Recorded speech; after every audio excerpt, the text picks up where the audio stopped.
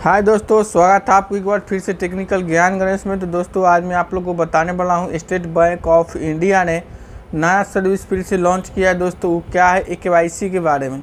दोस्तों KYC अभी अक्सर सभी लोग को लगता होगा बराबर 2 से 3 महीना में एक बार आपको बैंक जाके KYC ही कराना होता है। अभी बहुत परेशानी है दोस्तों, तो उसमें हम आपको हेल्प करेंगे इस वीडियो के माध्यम से। दोस्तों तो वीडियो को शुरू से लास्ट तक जरूर देखिए और स्टेप बाय स्टेप समझिए और KYC आपका क्यों लगता है और KYC कराने के लिए आपके पास डॉक्यूमेंट क्या क्या चाहिए और किन किन नियम को पालन करना चाहिए से जल्दी आपका अकाउंट पे होल्ड ना लगे।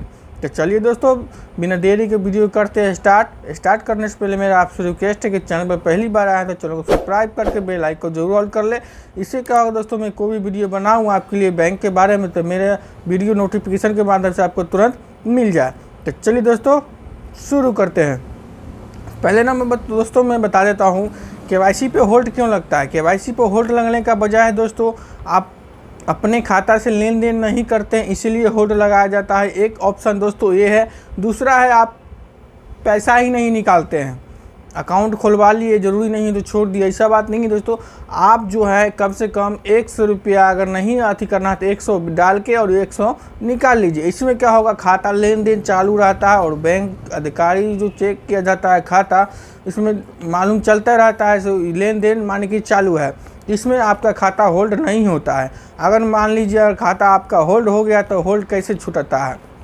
पहले नंबर तो मैंने बताया हूँ दोस्तों, अपना जो SBI योनो से भी आप KYC करा सकते हैं। बैंक दिया होगा आपको SBI योनो रजिस्टर होगा, उससे भी आप KYC कर सकते हैं। वो वीडियो आप नहीं देखे हैं तो मेरा डिस्क्रिप्शन बॉक्स में मेरा लिंक है, वहाँ से जाके आप वो वीडियो देख के और अपना KYC कर सकते हैं। अन्यथा अगर आपके पास योनो SBI यूज नहीं करते हैं, आप लोग बाहर में रहते हैं तो बाहर का कोई नियम नहीं है दोस्तों, आपको बैंक आकर KYC ही हर हाल में कराना होगा। अगर आप KYC बैंक आके कराते हैं तो आपका KYC जल्द खुल जाएगा। और जो लोकल में है आपको जैसे 5 किलो 10 किलोमीटर आपके बैंक नज़दीक पड़ता है, वहाँ पे आपको KYC कराना है तो आप कैसे करा सकते हैं। आपके पास क्या क्या डॉक्यूमेंट रहना चाहिए उसके बारे में ध्यान से सुन लीजिए, स्टेप बाय स्टेप समझिएगा दोस्तों।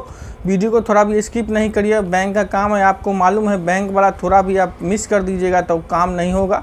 और कहीं 10 किलोमीटर दूर जाते हैं बैंक और वहाँ से आप कोई सामान डॉक्यूमेंट छूट जाए तो गड़बड़ा जाएगा पूरा। तो दोस्तों मेरा बात पूरा ध्यान से सुन लीजिए। पहले नंबर आपके पास जो बैंक का पासबुक होना ज़रूरी है, आधार कार्ड होना ज़रूरी है और एक पासपोर्ट साइज़ फ़ोटो लगता है। वहाँ पे एक KYC फॉर्म यहाँ पे आइएगा, बैंक पे आइएगा तो एक KYC फॉर्म आपको यहाँ से मिल जाएगा। उसको अच्छे से फिल करने के बाद दोस्तों काउंटर नंबर 2 पे चले जाना है मेन ब्रांच में।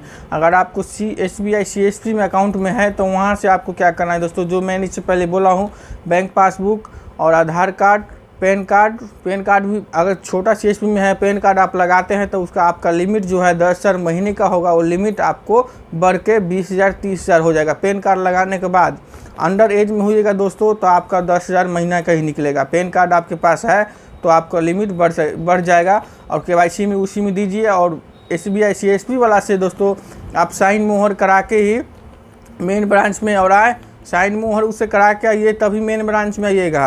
अन्यथा बिना साइन मोहर के यहाँ मेन ब्रांच में आए तो मेन ब्रांच फिर आपको वहीं भेज देगा जहाँ आपको SBI CSP में खाता होगा।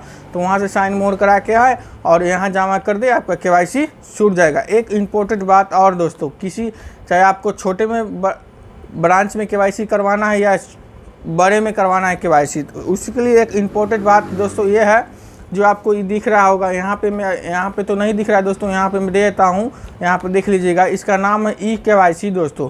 eKYC आपको हर हाल में कराना होगा। eKYC करा के ही दोस्तों आपका KYC होगा। तो फिर से मैं एक बार बोल देता हूँ, अगर आपको छोटे ब्रांच में KYC कराना है या बड़े ब्रांच में तो आपको पास होना चाहिए eKYC। eKYC रहेगा तभी दोस्तों आपको मेन ब्रांच में KYC हो पाएगा। दोस्तों मेन ब्रांच के लिए दोस्तों मेन ब्रांच में आपको सब डॉक्यूमेंट जो बोले हैं लेके आना है और सबमिट कर देना है, वहाँ आपका KYC हो जाएगा। लेकिन ध्यान दें, अगर आपके आसपास में CSP है, SBI CSP है तो वहाँ से आप eKYC निकलवा ले और eKYC निकलवा के उसके साथ में अटैच करके यहाँ पे साइन कर दीजिएगा। साइन करके उसमें KYC फॉर्म के ऊपर अटैच करके बैंक मैनेजर को दे दीजिए। बैंक मैनेजर ओके कर देंगे, वहाँ से काउंटर नंबर 2 पे चल जाइएगा, वहाँ से आपका KYC सक्सेसफुल हो जाएगा। आपका जो मोबाइल है उस पर मैसेज भी आ जाएगा और फिर आप जहां चाहे आधार कार्ड से भी पैसा विड्रॉ कर सकते हैं, फ़ोन पे से कर सकते हैं, इंटरनेट बैंकिंग माने कुछ भी से आप पैसा पे कर सकते हैं। जब तक होल्ड लगा रहेगा दोस्तों तब तक नहीं होगा। तो उम्मीद करता हूं दोस्तों वीडियो आप अच्छी तरह से समझ गए होंगे। तो चैनल को सब्सक्राइब और लाइक करना दोस्तों नहीं भूले। और दोस्तों भी आपका है उनका खाता होल्ड है तो ये वीडियो उनके पास शेयर कर सकते हैं। तो चलिए दोस्तों मिलते हैं एक अच्छी सी वीडियो में, तब तक के लिए बाय, जय हिंद।